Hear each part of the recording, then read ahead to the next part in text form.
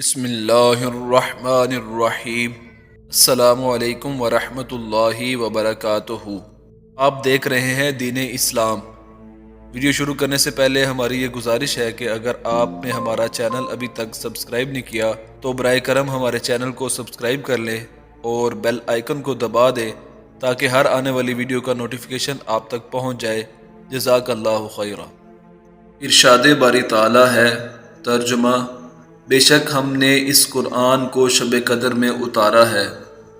رمضان المبارک برکتوں، رحمتوں اور جہنم سے آزادی کا ماہ مبارک ہے، تو یہ قرآن پاک کے نزول کا مہینہ بھی ہے۔ قرآن پاک میں اللہ پاک نے سورہ قدر میں ایک عظیم رات کا ذکر فرمایا ہے۔ رمضان المبارک کے آخری عشرے کی طاق راتوں میں سے ایک رات شب قدر کہلاتی ہے، جو بہت ہی خیر و برکت والی ہے۔ قرآن پاک میں اس رات کو 1000 مہینوں سے افضل بتایا گیا ہے۔ خوش نصیب ہے وہ شخص جس کو اس رات کی عبادت نصیب ہو جائے۔ جو شخص یہ ایک رات عبادت میں گزار دے گا، گویا اس نے 83 سال اور 4 مہینے سے زیادہ کا عرصہ عبادت میں گزار دیا۔ اور یہ بھی صحیح معلوم نہیں کہ اس ایک رات کی عبادت 1000 مہینے سے کتنے مہینے زیادہ افضل ہے۔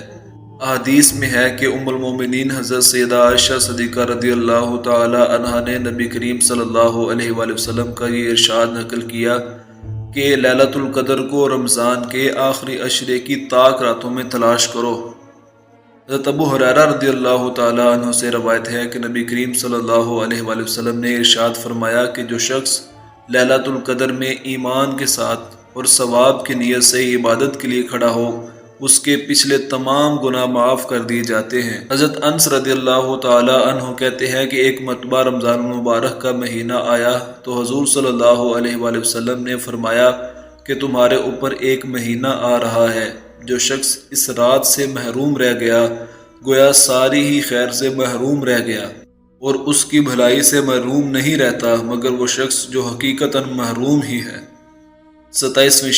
27ویں شب کو 12 رکعت نماز نفل 3 سلام سے پڑھے اور ہر رکعت میں بعض سورۃ فاتحہ کے ایک بار سورۃ قدر اور سورۃ اخلاص 15 مرتبہ پڑھے۔ بعد سلام کے 70 بار استغفار پڑھے۔ اس نماز کے پڑھنے والے کو انبیاء کرام کی عبادت کا ثواب عطا ہوگا انشاءاللہ تعالی۔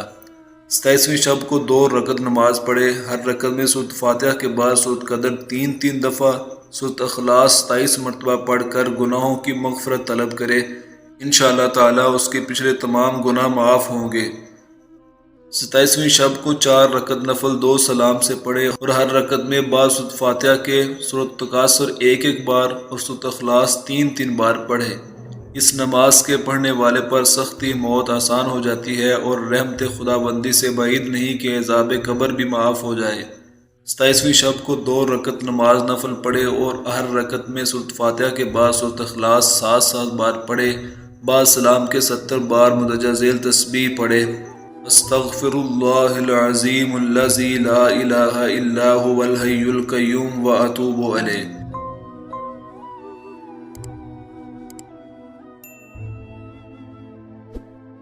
اس نماز کو پڑھنے والا اپنے مصلے سے اٹھنے بھی نہ پائے گا کہ اللہ تعالیٰ اس کے اور اس کے والدین کے گناہ معاف فرما دے گا انشاءاللہ تعالی۔ 27ویں شب کو 2 رکعت نماز نفل پڑھے اور ہر رکعت میں بعد سورۃ فاتحہ، سورۃ علم نشرہ ایک بار اور سورۃ اخلاص 3 بار پڑھے، بعد سلام 27 بار سورۃ قدر پڑھے۔ 27ویں شب کو 4 رکعت نماز پڑھے اور ہر رکعت میں بعد سورۃ فاتحہ 3 بار سورۃ قدر اور 50 بار سورۃ اخلاص پڑھے اور بعد سلام سجدے میں سر رکھ کر 70 مرتبہ یہ کلمات پڑھے: سبحان اللہ والحمد للہ ولا الہ الا اللہ واللہ اکبر۔ اس کے بعد جو بھی دنیاوی یا دینی حاجت طلب کرے وہ انشاءاللہ تعالی بارگاہ عزتی میں مقبول ہوگی۔ 27ویں شب کو سورہ ملک 7 مرتبہ پڑھنا مغفرت کے لیے اور گناہوں کی بخشش کے لیے بہت افضل درجہ رکھتی ہے۔ 29ویں شب کو 4 رکعت نماز 2 سلام سے پڑھے اور ہر رکعت میں سورۃ فاتحہ کے بعد ایک بار سورۃ قدر اور 3 بار سورۃ اخلاص پڑھے، سلام کے بعد 70 بار سورۃ علم نشرہ پڑھے۔ یہ نماز ایمان کامل حاصل کرنے کے لیے بہت افضل ہے۔ اس نماز کے پڑھنے والے کو اللہ تعالیٰ اس دنیا سے مکمل ایمان کے ساتھ اٹھائے گا انشاءاللہ تعالی۔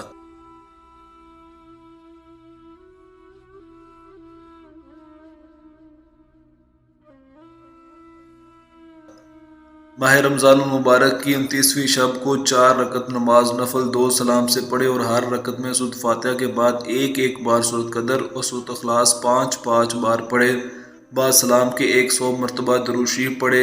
اس نماز کے پڑھنے والے کو انشاءاللہ تعالی بارگاہ خداوندی سے بخشش اور مغفرت عطا کی جائے گی۔ ماہ رمضان المبارک کی 29ویں شب کو 7 مرتبہ سورۃ واقعہ پڑھنا انشاءاللہ تعالی ترقی رزق کے لیے افضل ہے۔ اللہ تعالی ہمیں اس رات میں زیادہ سے زیادہ عبادت کرنے کی توفیق عطا فرمائے، آمین۔